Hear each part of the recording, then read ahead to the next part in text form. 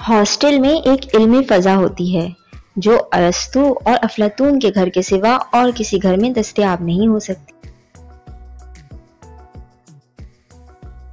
देसी लोगों के कुत्ते भी कुछ अजीब बदतमीज वाक़े हुए हैं। अक्सर तो इनमें ऐसे कौम परस्त हैं कि पतलून कोट को देखकर भौंकने लग जाते हैं। जब दोस्ती बहुत पुरानी हो जाए तो गुफ्तगू की चंदा ज़रूरत बाकी नहीं रहती और दोस्त एक दूसरे की खामोशी से भी लुत्फ़अंदोज़ हो सकते हैं। किसी ज़माने में लाहौर का हुदूद अरबा भी हुआ करता था, लेकिन तलबा की सहूलत के लिए म्यूनिसिपैलिटी ने इसको मनसूख कर दिया।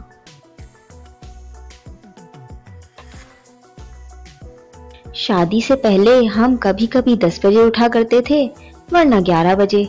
अब कितने बजे उठते हैं, इसका अंदाजा वही लोग लगा सकते हैं जिनके घर नाश्ता जबरदस्ती सुबह के 7 बजे करा दिया जाता है।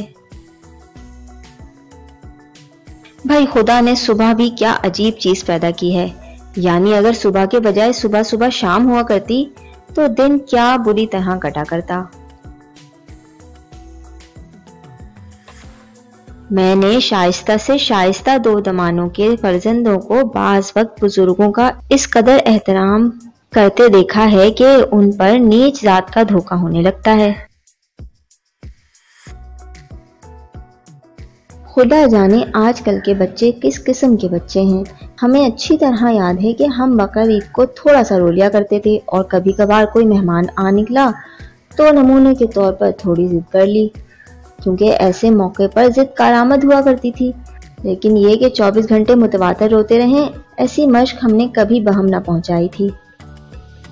अगर आपको वीडियो पसंद आई है तो लाइक करें, दोस्तों में शेयर करें, कमेंट करके अपनी राय बताइए और अगर आपने अभी तक चैनल सब्सक्राइब नहीं किया तो चैनल सब्सक्राइब करके बेल आइकन भी दबा दें ताकि आपको हर नई आने वाली वीडियो की इत्तला मिलती रहे।